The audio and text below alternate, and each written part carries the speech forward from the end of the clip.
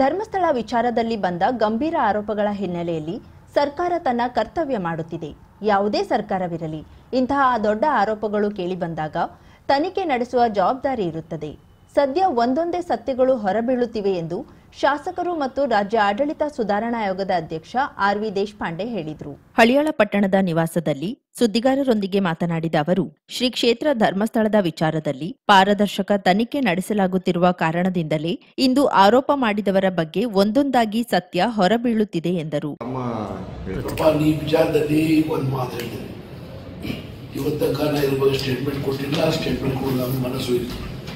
ಧರ್ಮಸ್ಥಳ ಇದು ಒಂದು ಧಾರ್ಮಿಕ ಪವಿತ್ರ ಭೂಮಿ. ನಾನು ಅಲ್ಲಿ ಕಳೆದ 50 ವರ್ಷ ಮೇಲೆ ಆಯ್ತು ಹೋಗ್ತಾ ಇದ್ದೆ. ನನ್ನ ವಿವೇಚನೆ ಪ್ರಕಾರ, ನನ್ನ ಬುದ್ಧಿ ಪ್ರಕಾರ,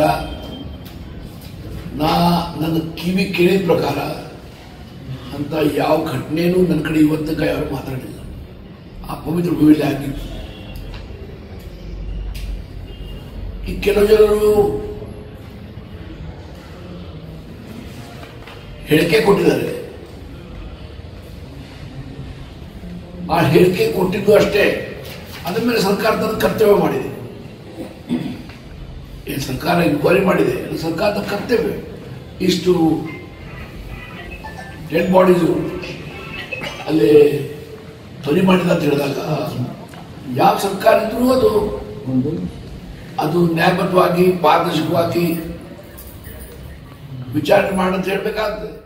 ಧರ್ಮಸ್ಥಳ ಎಂಬುದು ಧಾರ್ಮಿಕ ಪವಿತ್ರ ಭೂಮಿಯಾಗಿದೆ.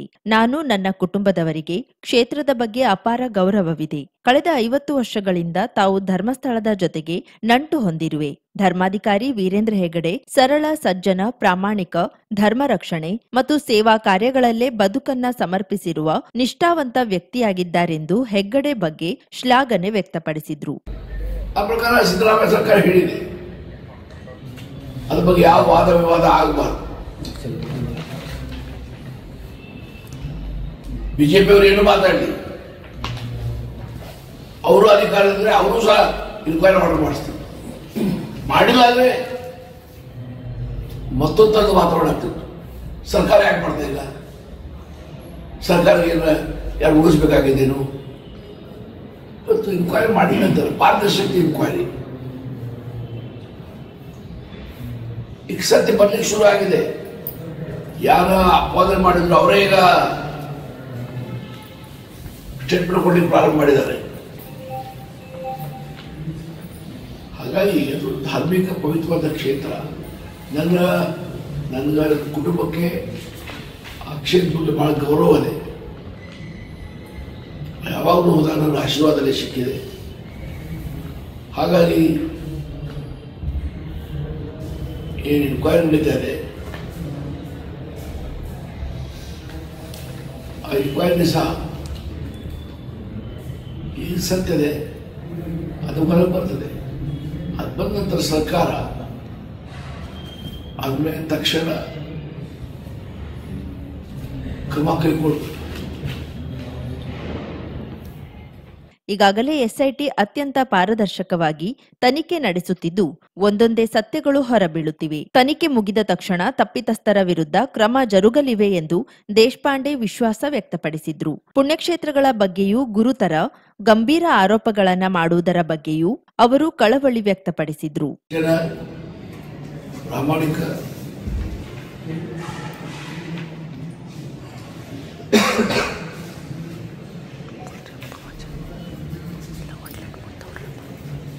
ಧರ್ಮದ ಸಂರಕ್ಷಣೆ ಮತ್ತು ಧರ್ಮದ ಸೇವೆ ಮಾಡುವ ಒಬ್ಬ ಪ್ರಾಮಾಣಿಕ, ನಿಷ್ಠಾವಂತ ವ್ಯಕ್ತಿ.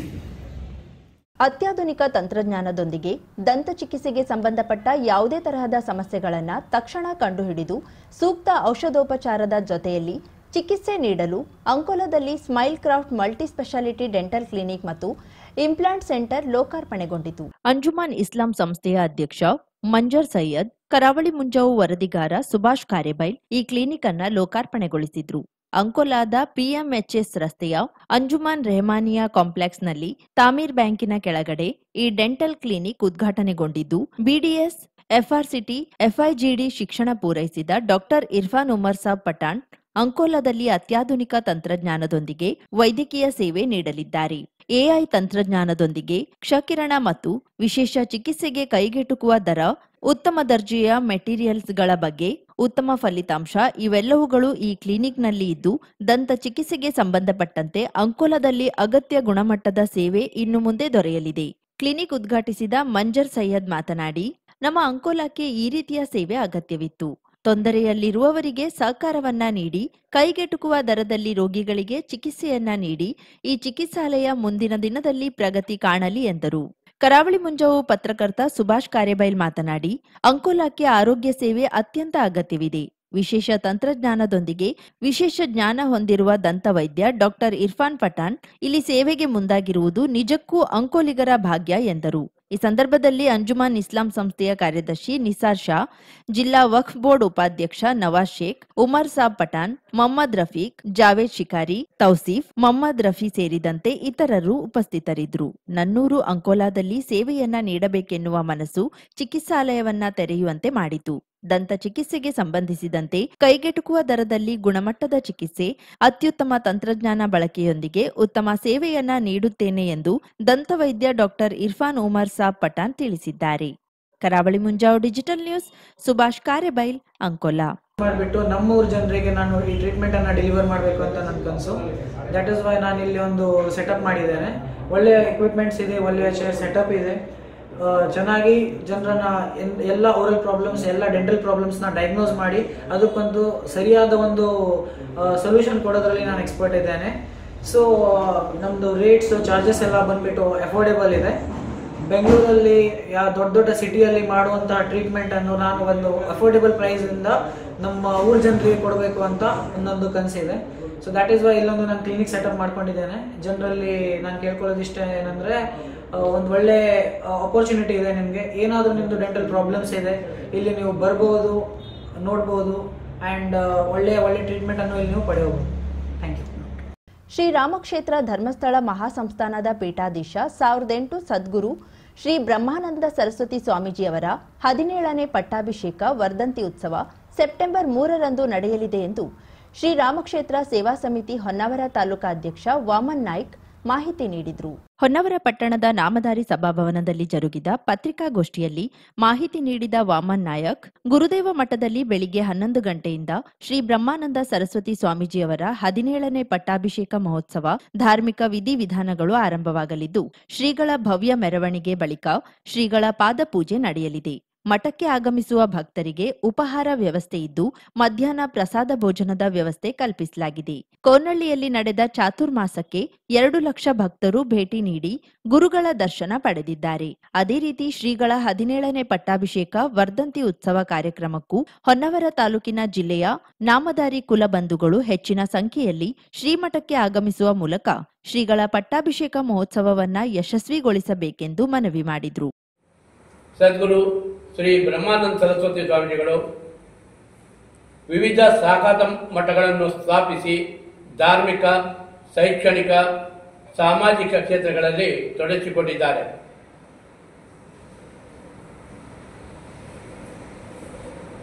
ಈಗಾಗಲೇ ಶಾಖಾ ಮಠ ಭಟ್ಕಳ, ಮೂಲಮಠ ನಿತ್ಯಾನಂದ ಧರ್ಮಸ್ಥಳ, ಉಡುಪಿ ಬಾರ್ಕೂರುಗಲ್ ಮಠ ಹಾಗೂ ಕರಿಕಲಲ್ ಮಠ, ನಂತರ ಬೇರೆ ರಾಜ್ಯಗಳಾದ ಹರಿದ್ವಾರದಲ್ಲೂ ಸಹಿತ ಈಗಾಗಲೇ ಮಠಗಳ ರಚನೆ ಆಗಿದ್ವೆ. ಸದ್ಯ ಅಯೋಧ್ಯೆಯಲ್ಲಿ ಶಾಖಾ ಮಠ ನಿರ್ಮಾಣ ಪ್ರಾರಂಭವಾಗಿದೆ.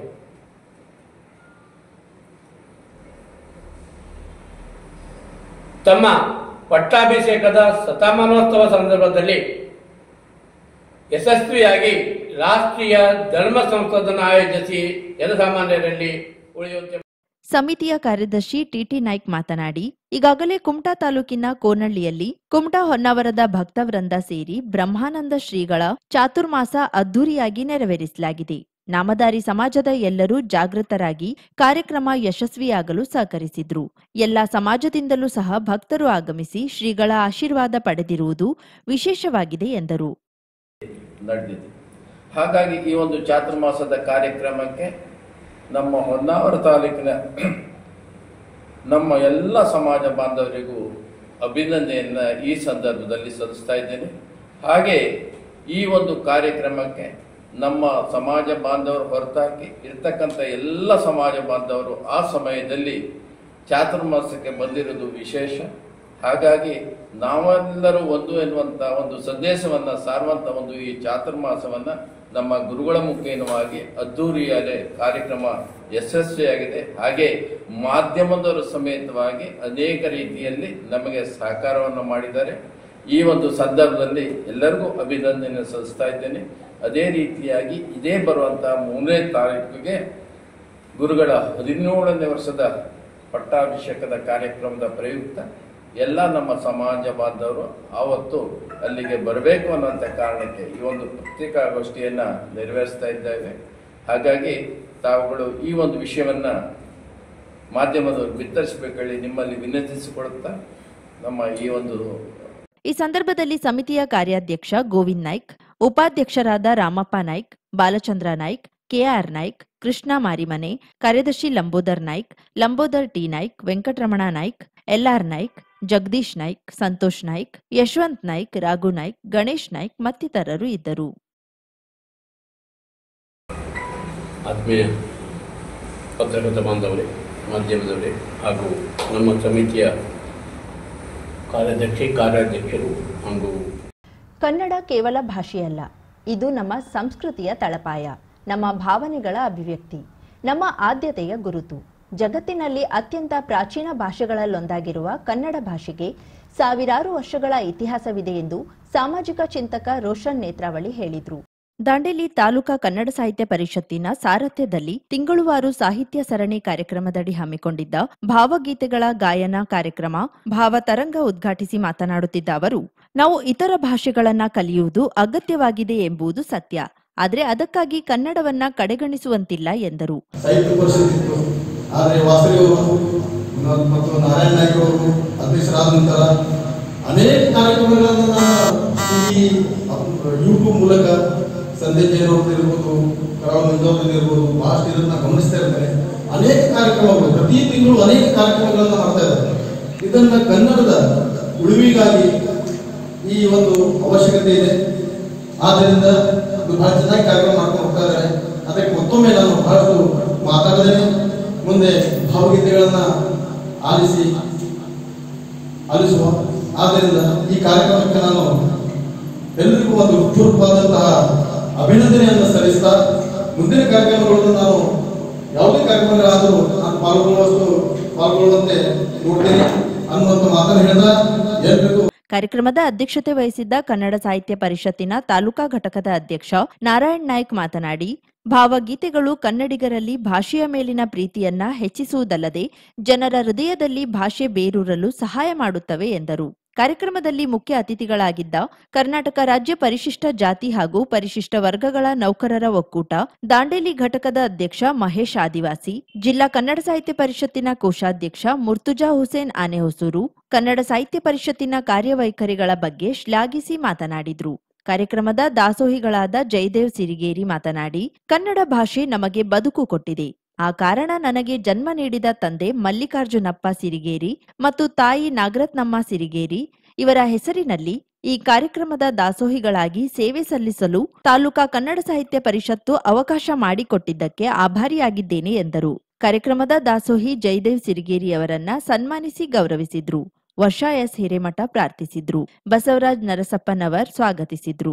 ಕಸಪ ಸದಸ್ಯೆ ಆಶಾ ದೇಶಭಂಡಾರಿ ಪ್ರಾಸ್ತಾವಿಕ ನುಡಿಗಳನ್ನಾಡಿದ್ರು. ಕಸಪ ಕೋಶಾಧ್ಯಕ್ಷ ಶ್ರೀಮಂತ ಮದರಿ ವಂದಿಸಿದ್ರು. ಭಾವತರಂಗದಲ್ಲಿ ಶಮಿತಾ ದೇವಿದಾಸ್ ನಾಯ್ಕ್, ಸ್ನೇಹಾ ಪಿಳ್ಳೆ, ಸಂಜೀವಿನಿ ನಾಯ್ಕ್, ಖುಷಿ ಬಾವಿಕಟ್ಟಿ, ಅದಿತಿ ಗೌಡ, ಭೂಮಿಕಾ ಪೂಜಾರಿ, ಶ್ರೇಯಾ ಕುಂಬಾರ, ವಿನೋದ್ ಕಾಳೆ, ಪರಸಪ್ಪ ಮಾಕನವರ್ ಮೊದಲಾದವರು ನಾಡಿನ ಹಿರಿಯ ಕವಿಗಳ ಭಾವಗೀತೆಗಳನ್ನ ಸುಶ್ರಾವ್ಯವಾಗಿ ಹಾಡಿದ್ರು.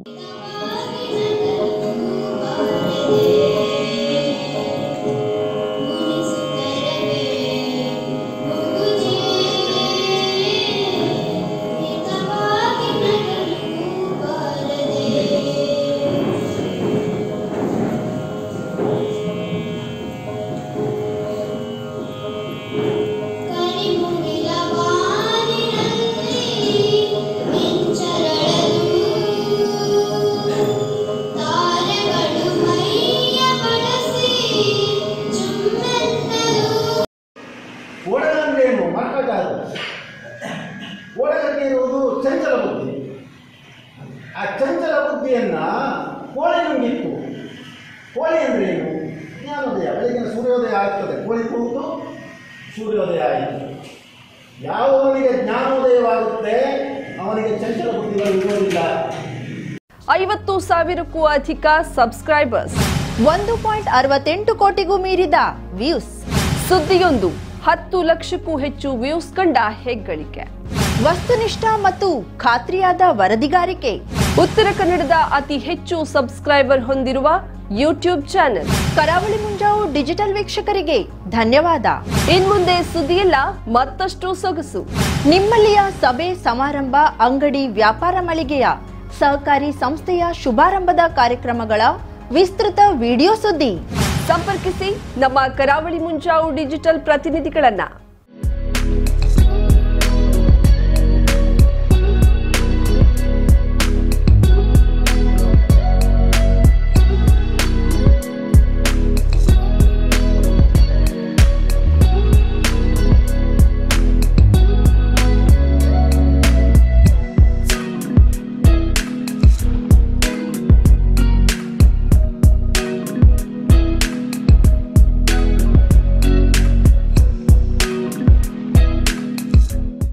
ಸಮಾರಂಭ ನಿಮ್ಮದು, ಸಂಭ್ರಮ ನಮ್ಮದು. ನೋಡ್ತಾ ಇರಿ ಕರಾವಳಿ ಮುಂಜಾವು ಡಿಜಿಟಲ್.